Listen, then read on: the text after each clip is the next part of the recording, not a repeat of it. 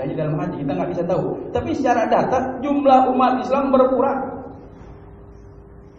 dari 90 hingga 87. Mengapa bisa berkurang? Ada beberapa faktor penyebab umat Islam berkurang. Pertama, faktor pemurtadan yang terjadi akibat ekonomi, pernikahan beda agama, adopsi oleh non-muslim, dan pola pikir yang menyebabkan seseorang berpindah agama. Yang kedua, populasi penduduk yang menurun, ditambah lagi perpindahan penduduk. Yang pertama, pemurtadan. Kalau kita ngelihat di TV atau di beberapa media, ada mu'alaf yang baru masuk Islam, senang kita. Tapi kalau kita lihat berapa orang yang murtad, yang keluar dari Islam, jumlahnya bukan seorang dua orang kalau dia murtad, sekeluarga.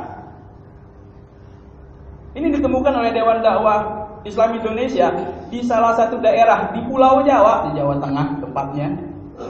Salah satu kampung, kalau desa itu, jumlah muslimnya 5 tahun yang lalu 200 keluarga. Bulan Mei kemarin dapat laporan dari takmir masjid sekitar sana dan dilaporkan ke Dewan Dakwah, jumlahnya tinggal 32 keluarga, dari 200 tinggal 32. Ini data yang kami terima. Akhirnya rekan-rekan dari Dewan Dakwah bikin kegiatan keagamaan, bikin TPA, dibanyakin lagi untuk membentengi anak-anaknya supaya nggak pindah agama. Karena apa faktornya? Pendidikan yang disekolahin, ada yang dikasih modal, ada yang dikasih sembako cuma-cuma, pindah agamanya. Faktor yang kedua, pernikahan beda agama.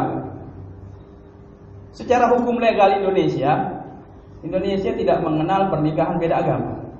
Lalu bagaimana ada orang kok nikah beda agama? Ketika mereka nikah beda agama, itu mereka memalsukan data atau pura-pura pindah agama. Karena menurut Undang-Undang Nomor 1 Tahun 1974, dikuatkan lagi oleh Instruksi Presiden Nomor 1 Tahun 1991, tidak ada istilah pernikahan beda agama. Pernikahan sah menurut agama dan kepercayaan yang diyakini oleh kedua pasang calon mempelai. Kalau itu terjadi, beda agama, memalsukan data atau pura-pura pindah agama. Dan ini yang terjadi. Pura-pura pindah agama atau diajak pindah agama sebelum melaksanakan pernikahan. Islam dengan non-Islam harus pilih salah satu. Mau nikah di tempat Islam atau KUA atau di tempat non-Islam. Bahkan agama lain pun sama. Hindu dengan Buddha, mau nikah harus pilih mau Hindu atau Buddha. Ini peraturan negara. Dan setelah nikah beda agama itu, pura-pura masuk Islam atau langsung sebelum akad ditarik ke agama mereka.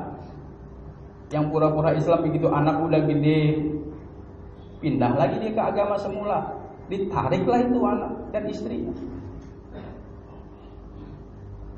Bahkan kita sempat dihebohkan dengan kasus perpindahan agamanya salah seorang aktor film yang cukup apik memerankan tokoh Kiai Haji Ahmad Dahlan dalam film Sang Pencerah.